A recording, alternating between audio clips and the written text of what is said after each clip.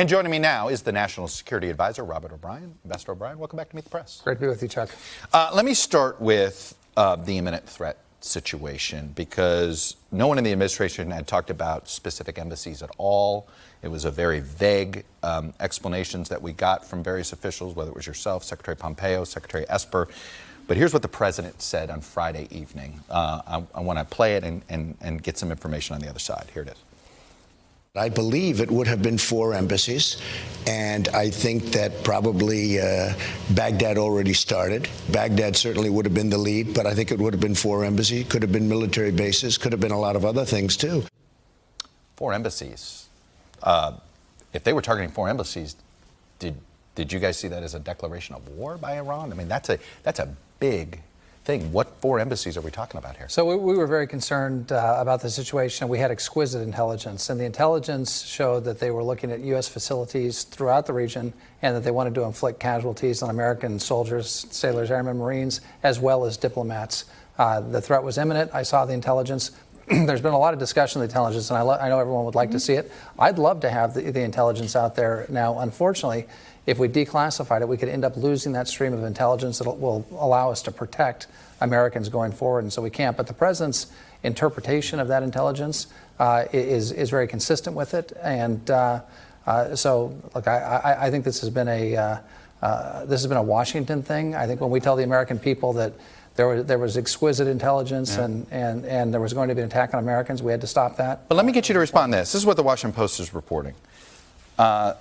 The embassy in Baghdad did not receive an alert commensurate to the threat that President Trump described, said a person familiar with the situation who was not authorized to comment publicly. When the U.S. government has specific information about threats to embassies, warnings, or alerts, they are often sent to embassy personnel to be vigilant. Apparently nobody in Baghdad was told of this. Why was that? Well, this is a very fast-moving situation, and Soleimani was traveling around the region plotting against the United States. As soon as it looked like there was going to be some sort of action against the U.S. Embassy, the president was decisive and bold in his action. We moved a Marine company in immediately. We moved an Army infantry platoon in immediately, and we made it clear. We put Apache helicopters in the air. We made it very clear this was not going to be terror in 1979. This was not going to be Benghazi. That was for 1 embassy. What did you do for the other 3 embassies?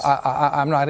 Look, we took measures with respect to other embassies in the region. I'm not going to get into the details of those and give our playbook out to the other side, but we were very concerned about embassies throughout the region. But why is it that there was no specific? I mean, there seems to be a disconnect here. That this is. I mean, is it the definition of imminent? Yeah. I mean, do you guys see is imminent months, not weeks? Are people misinterpreting that word? Yeah, I think imminent generally means soon, quickly. In process. Okay. So I think those threats were imminent, and I don't want to get into the definition further than that, but we took the measures necessary to protect American diplomats and our soldiers, sailors, airmen, Marines. And I think what you see, because of the prompt action that we took, both with respect to the embassy in Baghdad, which they would have attempted to overrun and storm, and with respect to our military bases that were hit by the Iranians with their ballistic missiles, there was no loss of American life in either case. And I think that's a credit to the President of the United States. Why if you were so concerned that Soleimani was about to launch an imminent attack on perhaps as many as 4 different embassies, why do you think the Iranian response was so muted? Well, I don't think it was a muted response. They fired off 16 ballistic missiles at Iraqi bases where American and coalition forces were. So You're I don't think it as a muted response, though, because they seem to issue warnings. They let everybody know in advance. We were able to protect ourselves. I mean, it seems as if they telegraphed this on purpose, no? No, I don't think they issued warnings that they were going to retaliate. They didn't issue warnings of what they were going to do. We've got fantastic systems that can pick up launches of ballistic missiles in space. We've got early warning systems, and because of our diligence and our vigilance, we were able to make sure that the American soldiers in those areas were dispersed. But look, I think it's a pretty serious thing when you fire off 16 ballistic missiles. Now, because no Americans were killed, the president showed great restraint in responding. The Iranians appear to be standing down. We're putting additional economic sanctions on the Iranians, and they will continue to receive the maximum pressure campaign. What is our posture, the U.S. government and the Trump administration's posture, if Iran, right now it looks like they're trying to at least expand their nuclear capabilities? The president has said no nuclear weapon.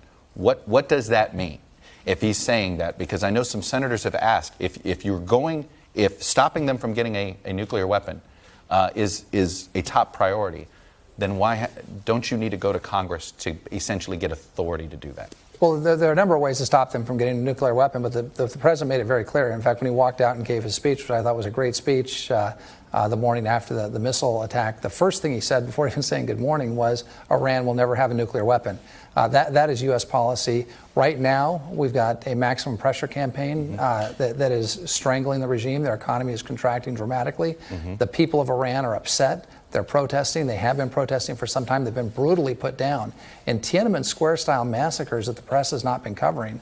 And you know, we think the regime is in real trouble.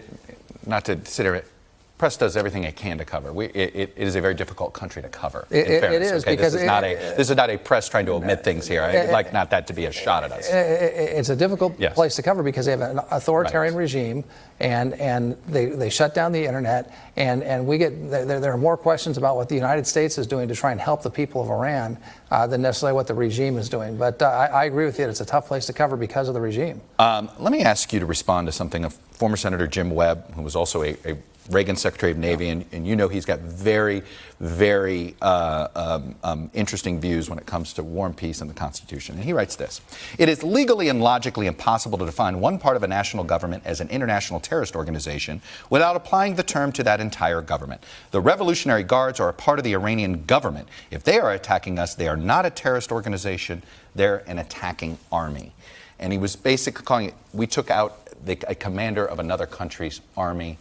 And to call him a terrorist, then at that point, then if you are calling him a terrorist, then isn't everybody in that regime a terrorist by definition? Well, in this case, the Quds Force, the IRGC Quds Force, which operates outside of Iran and foments revolution and terrorism in Yemen, in Syria, where 500,000 people have been killed, in Lebanon with Hezbollah, in Iraq. That organization has been designated legally as a terrorist organization. Soleimani was the head of it. But he's not just been designated by us.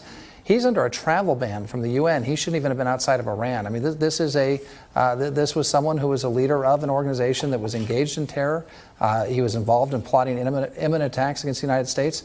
The president made a very difficult decision, but a bold decision to remove him from the battlefield. Let me ask you this: if he had not been designated officially as a terrorist, would he have been targeted on the battlefield? Well, that's a hypothetical. But what I will say, and what the president has said, is if there are folks out there that are planning to kill, maim, and harm Americans, that's a red line for us, and you've got to be very careful. If you're out trying to attack the United States of America, you better be careful. Let me ask you one final question on the issue of troops in Iraq. Yeah. Here's what President Trump said on Friday to a fairly provocative question by Laura Ingraham. He said, "Why not leave?" Here's what he said. Why not leave? I'm not so bad with it. You know, when I heard that, I said, you know, I have it down to 5,000 troops. We had many, many troops there in Iraq. And we're there only in a training. We train them. But if they'd want us to leave, but they speak different publicly than they do privately. There is a bit of confusion sometimes. President Trump seems like somebody that wants to leave Iraq sooner rather than later. Secretary of State Pompeo and some others in the national security team are concerned about the strategic vacuum that could leave and seem to push back.